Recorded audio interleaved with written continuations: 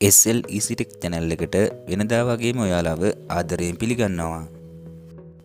අදත් මම ඔයාලට අලුත් වීඩියෝයක් කරන් ආවා සින්ක් එකක වතුර බ්ලොක් වුණාම කොහොමද ඒක නිවැරදිව අයින් කරන්නේ කියලා. වීඩියෝ එකට යන්න කලින් දැක්ක ඔයාලන් ඉන්නවා මගේ channel එක subscribe කරලා නැත්නම් දැන්ම subscribe කරලා තියාගන්න. bell icon එකත් all කරලා තියාගන්න. හොඳයි අපි දැන් වීඩියෝ එකට යමු. මේ ප්‍රශ්නේ ගොඩක්ම බලපාන්නේ කිචන් එකේ තියෙන සින්ක් එකට.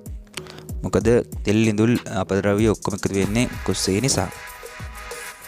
මේක පියවර කීපයකට කරන්න පුළුවන්. අපි බලමු ඒ මොනවද කියලා.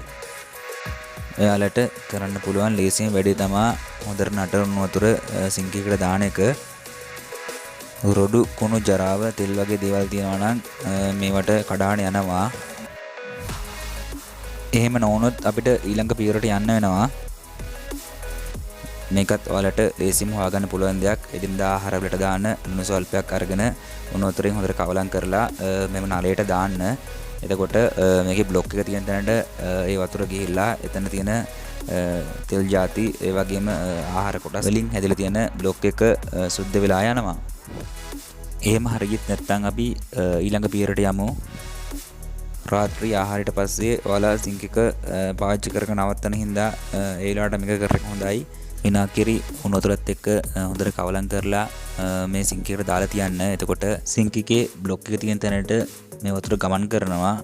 ඊට පස්සේ අපිට පහවදා උදේ තමයි සින්ක් එක ආයෙ නැවත පාවිච්චි කරන්න වෙන්නේ.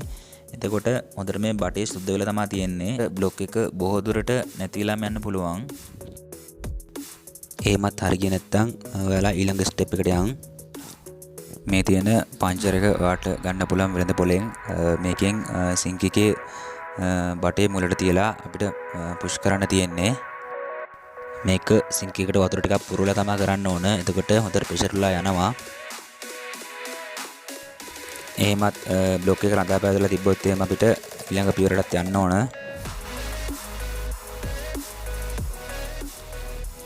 මේ වගේ කම්බියක් භාවිතා කරලා ඒකේ කෙලවර කොක්කක් විදිහට හදලා අපිට මේ බටේ රැඳලා තියෙන දේවල් අපිට ඉහළට ඇදලා ගන්න පුළුවන්.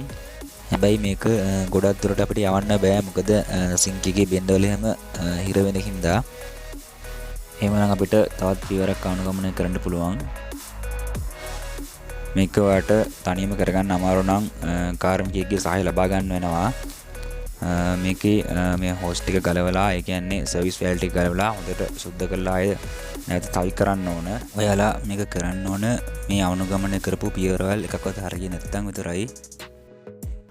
මේක හදලා ඉවරන් පස්සේ ෆිල්ටරයක් නැත්නම් හිල් කෝඩයක් වගේ දෙයක් භාවිතා කරලා ඔයාලා මේකේ භාජන පිරිසුදු කරන්න ගත්තා නම් ආයෙ බ්ලොක් එකක් වෙන්නෙම නෑ. මම හිතනවා ඔයාලත් මේ වීඩියෝ එකෙන් යම්කිසි දෙයක් ඉගෙන ගන්න ඇති කියලා. ඔයාලත් මගේ මේ වීඩියෝ එක කැමති නම් ලයික් කරන්න, කමෙන්ට් කරන්න, ෂෙයා කරන්න, ඒ වගේම මගේ channel එක subscribe කරන්නත් අමතක කරන්න එපා.